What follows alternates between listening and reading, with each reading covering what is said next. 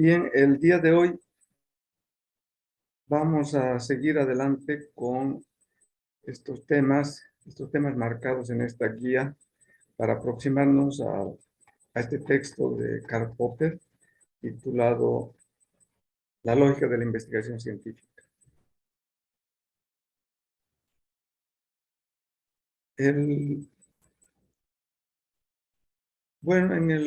Ya habíamos abordado un tema central, que es el tema del problema de la inducción. Y habíamos dicho algo también sobre el psicologismo, ¿no es cierto? Lo que Popper entiende por psicologismo. Entonces, bueno, tratándose de un tema importante,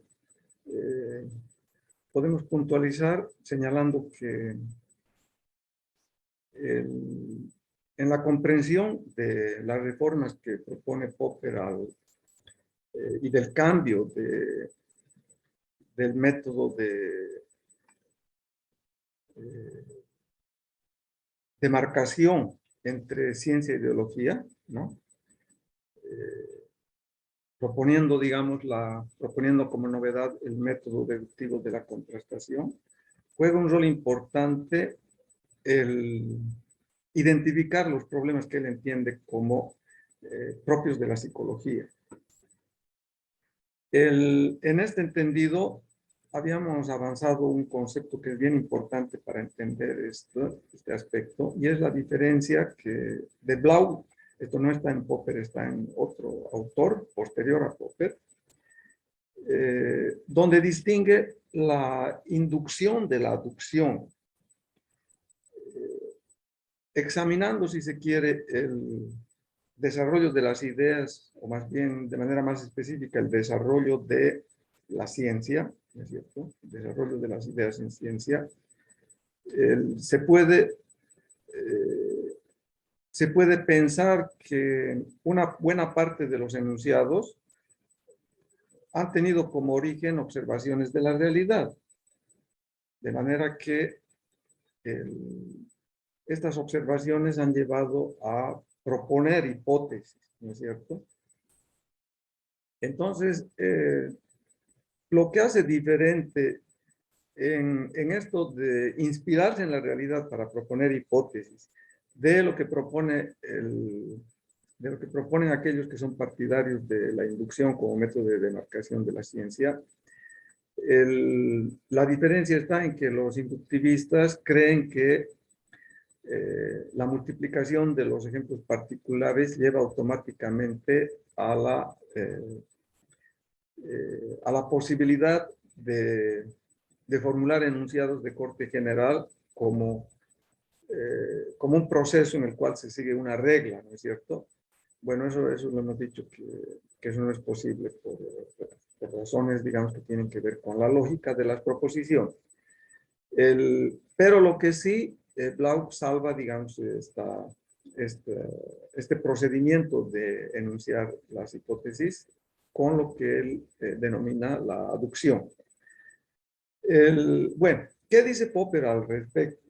Lo que Popper dice al respecto es que no es de interés para la epistemología de la ciencia cómo a los científicos se les han ocurrido las ideas, si se les han ocurrido, digamos, inspirándose en casos de la realidad, por esta idea de la aducción, o si se les han ocurrido de otra manera, según la anécdota que hemos expuesto el sábado pasado, ¿no es cierto?, de este científico de la química orgánica, creo, de apellido von Stradonitz, creo. Entonces, en el entendido que al respecto no hay unanimidad en la ciencia, como a las personas se les ocurren las ideas, entonces Popper no se hace absolutamente ningún problema en erradicar este problema del grupo de problemas que pertenecen al ámbito estricto de la epistemología, ¿no es cierto? Y él señala que todos estos problemas pertenecen al ámbito de la psicología, ¿no es cierto?, de la psicología como ciencia. Bueno, de esa manera eso queda claro. Y ahora lo interesante es qué hace la epistemología una vez que está enunciada la hipótesis. ¿qué hace la epistemología una vez que está enunciado, digamos, cualquier proposición, ¿cierto? Cualquier enunciado, cualquier teoría, cualquier modelo? ¿Qué es lo que se hace a continuación? Bueno, ese es el interés en todo esto, que vamos a seguir. Y de manera clara, fíjense ustedes en este punto 3, contrastación deductiva de las teorías. La pregunta 10, ¿cuáles son los 4 procedimientos para llevar a cabo la construcción de una teoría? Esta pregunta es una de las preguntas fundamentales de este conjunto de 29 primeras preguntas. Entonces, para poder entender y más bien para situar nuevamente en un nuevo plano, yo estaba pensando de estas 5 sesiones, ¿no es cierto? Sería conveniente irles buscando un título a cada sesión para mostrar la especificidad de la temática que estamos tratando en cada una de estas conferencias. Entonces, a mí se me estaba ocurriendo como un posible título para esta 5ª sesión, la actualidad de Popper, ¿cierto? La actualidad en el sentido que este texto de Popper no solamente es una reflexión de orden filosófico, puesto que Popper piensa que la epistemología es una rama de la filosofía, ¿no es cierto? No es nada más que una reflexión de orden abstracto sobre una rama de la filosofía, sino más bien puede constituirse en una guía para realizar el trabajo de investigación, haciendo, digamos, una lectura cuidadosa de los enunciados que proponen este texto. En ese entendido, yo he decidido abordar esta pregunta, ¿cierto? Ustedes van a leer el texto, obviamente, ¿no?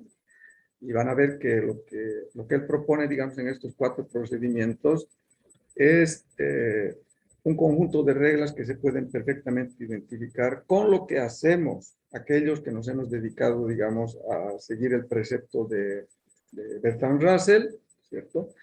Que dice, las leyes científicas solo pueden expresarse en términos de ecuaciones diferenciales. Así de taxativamente lo dice Bertrand Russell, ¿de acuerdo? Entonces, si hemos tenido experiencia en construir modelos, ¿no es cierto? Construir modelos cuya característica central sea contar con ecuaciones diferenciales, es decir, con una entidad matemática que asegura, ¿no es cierto?, la representación de la realidad en términos del transcurso del tiempo, en términos dinámicos, ¿no es cierto?, y no de manera únicamente estática. Entonces, si hemos tenido experiencia, vamos a ver cómo hemos procedido. Nos tenemos que hacer, digamos, aquí el famoso Verstiegen, es decir, la comprensión desde dentro, ¿no es cierto? Cómo hemos procedido en cada caso. Entonces, creo que es bien ilustrativo la manera como yo he escrito y, digamos, no es el afán de presentar una experiencia de investigador, pero eso es lo que mejor conozco, ¿no es cierto?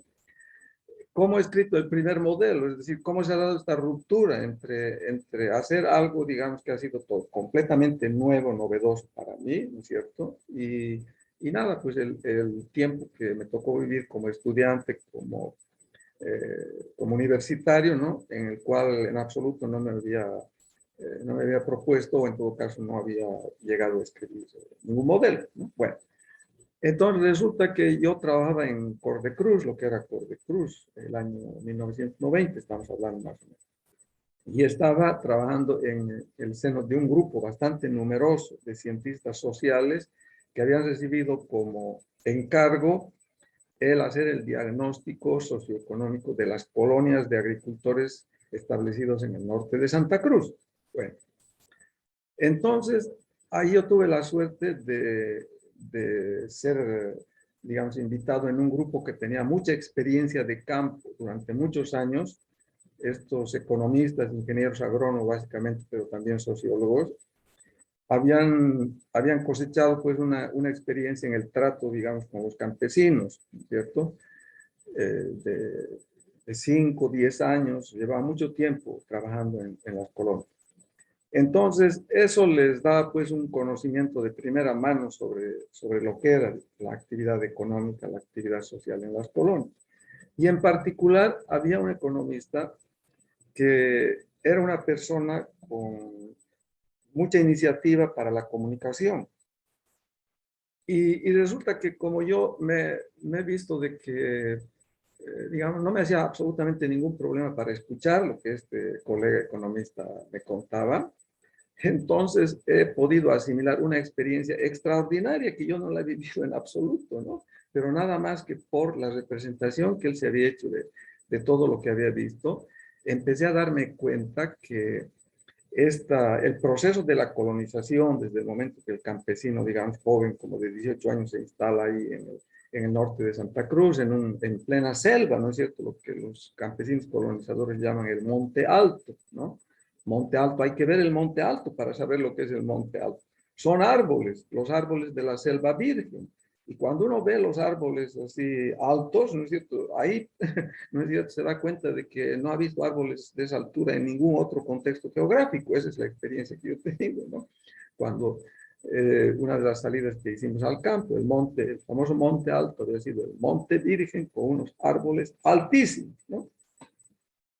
Bueno, entonces el campesino de 18 años de pronto ahí se ve, ¿no es cierto?, en medio del Monte Alto y con la idea de hacer agricultura, porque el gobierno para eso les dotó las tierras, para que hagan agricultura, para que se vuelvan productores, para la famosa política de sustitución de importaciones, ya no importar el arroz y ponerse a producir en el lugar.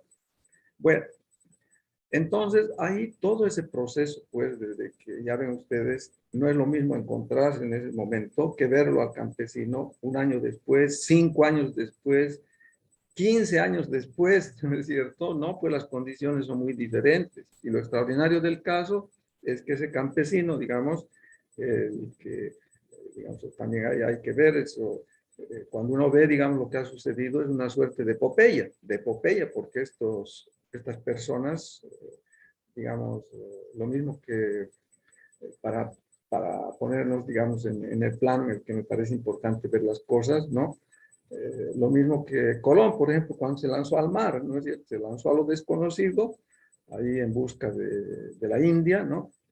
Entonces, algo parecido aquí, tal vez no en esa magnitud, porque no se lo ha publicitado de esa manera, probablemente, pero estos campesinos jóvenes se lanzaron a lo desconocido, ¿de acuerdo? Y sin la asistencia ni el soporte absolutamente de nada.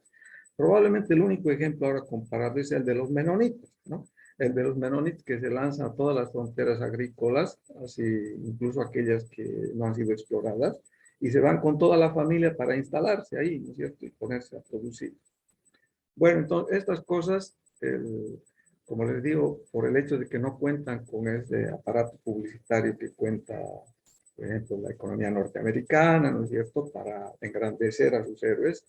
Entonces todos estos héroes son una suerte de héroes anónimos, pero están ahí, no es que no estén.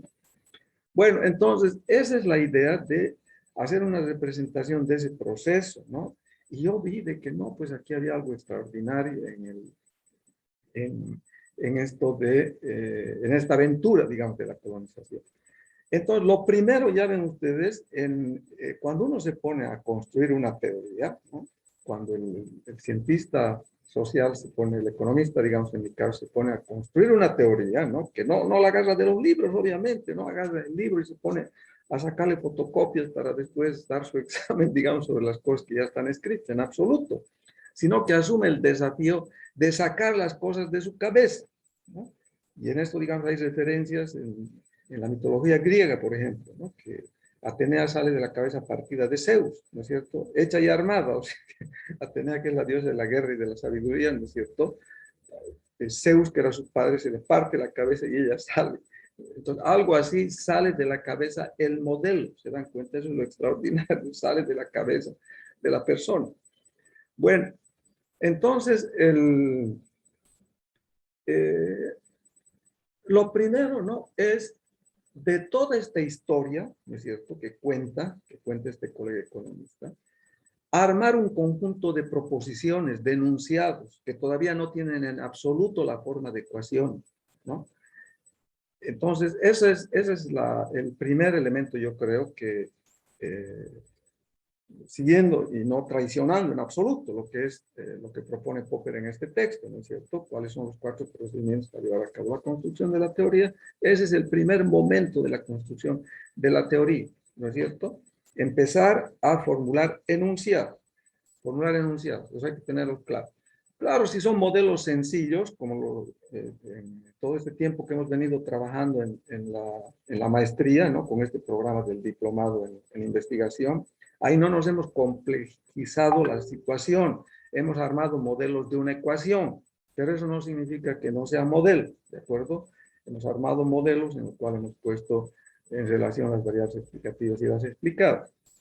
Pero en esto de pasar del tránsito, digamos, de los modelos corto estáticos a los modelos dinámicos, aquí ya el desafío es mayor, porque lo que se plantea es no solamente formular una hipótesis y someterla a contrastación, sino formular un conjunto de hipótesis perfectamente entrelazadas, ¿de acuerdo?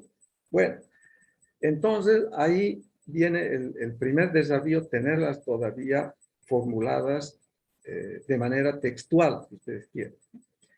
Pero si ya están habituados al uso de las matemáticas como un lenguaje, ¿no es cierto? Como lo pone claramente en su tesis Samuelson, ¿no? En el epígrafe de su tesis pone una frase de Gibbs, las matemáticas son un lenguaje. Fíjense esto, ¿por qué le pareció importante? Porque de la misma manera que ahora estamos hablando en castellano, podríamos estar hablando en inglés, digamos, en cualquier otra de las multitud de lenguas que hay en el mundo, ¿no es cierto?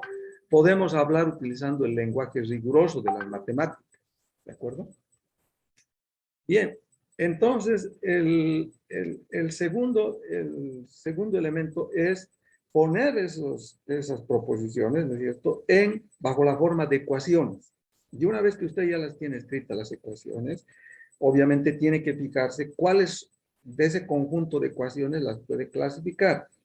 Y por lo menos 2 ecuaciones van a ser de corte diferencial.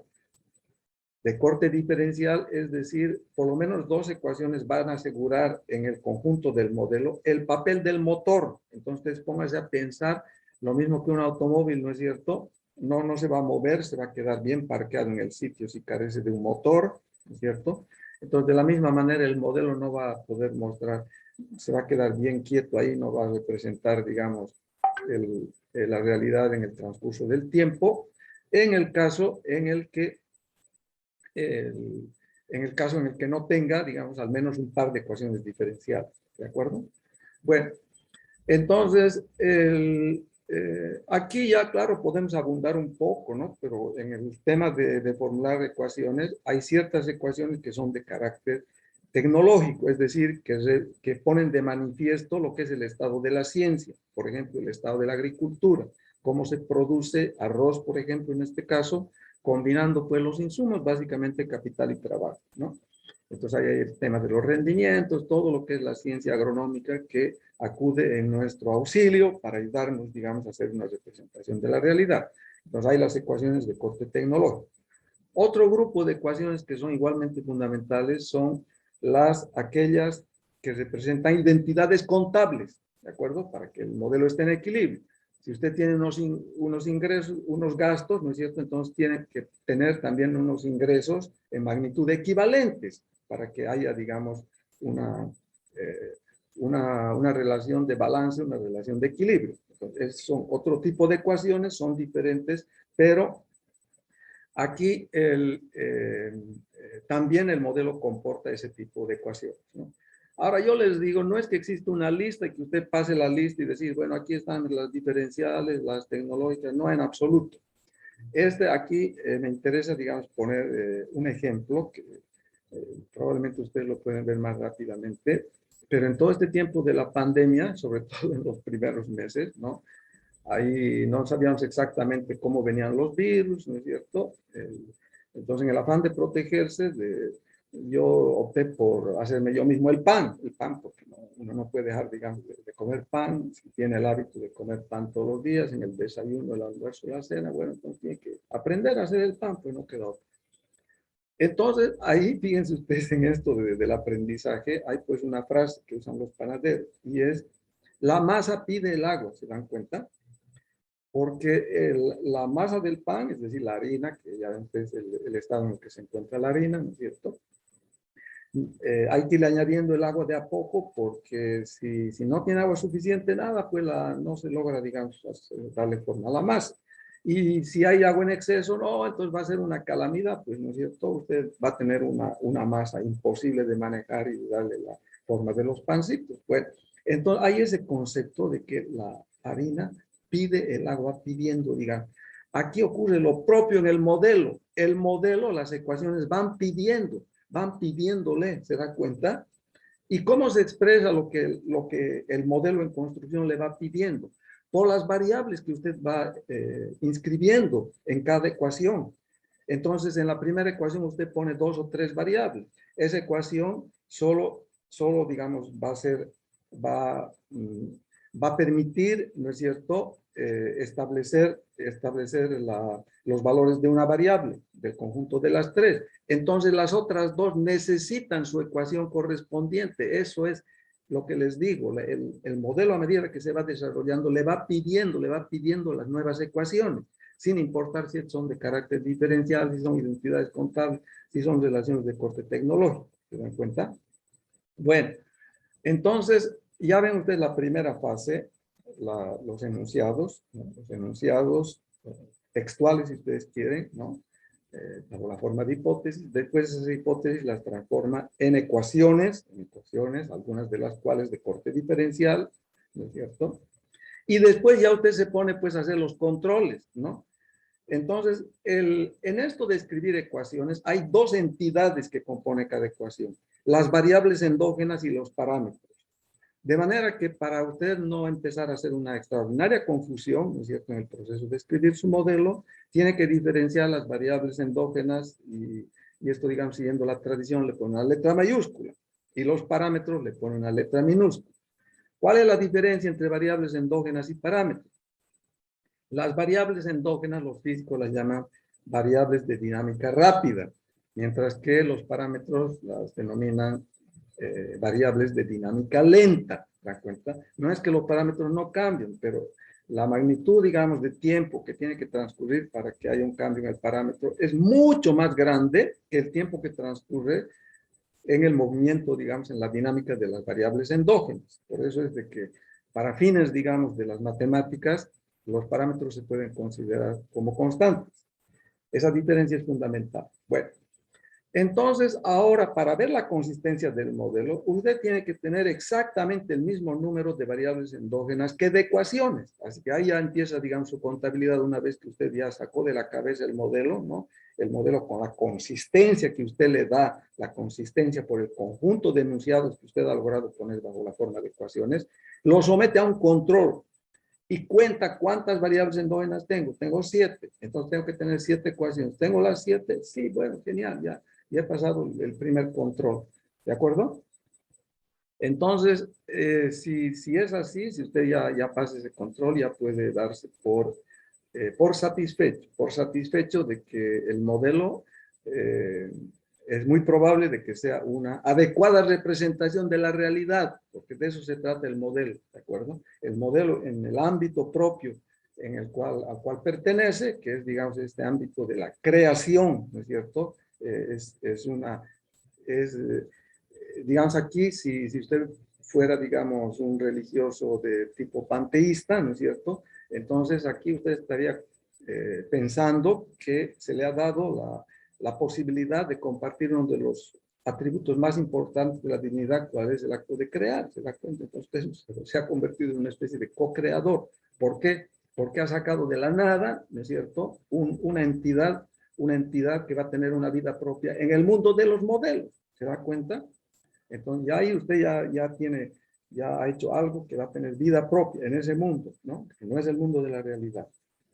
Bueno, entonces ahí ya vamos viendo las etapas, ¿no es cierto? Vamos viendo claramente las etapas, la formulación de una determinada situación bajo la forma de hipótesis, la transformación de esa hipótesis en ecuaciones, ¿no es cierto? El ver que ese conjunto sea un conjunto coherente, siguiendo esta regla, que es bastante sencilla, ¿no es cierto? En tercer lugar. Y en cuarto lugar, nada, pues ya en cuarto lugar, abandonarse a las matemáticas, abandonarse. Y eso es lo extraordinario, que ya existen las matemáticas. Es decir, las matemáticas son un conjunto de reglas que le dicen, ¿no es cierto?, como un conjunto de reglas del tipo, si yo sumo la misma magnitud, ¿no es cierto?, a ambos miembros de la ecuación, entonces la ecuación no va a cambiar, ese tipo de cosas. O si respeto la distributividad de la multiplicación con respecto a la adición, todo ese tipo de supuestos que uno hace para construir, digamos, las reglas de las matemáticas y después seguirlas. Entonces usted se abandona, digamos, ese conjunto de reglas y empieza a transformar el modelo, empieza a transformarlo para hacerlo operativo en las siguientes fases que vamos a explicar el siguiente sábado, porque ahorita me acaban de mandar el aviso de que ya se está acabando nuestro tiempo.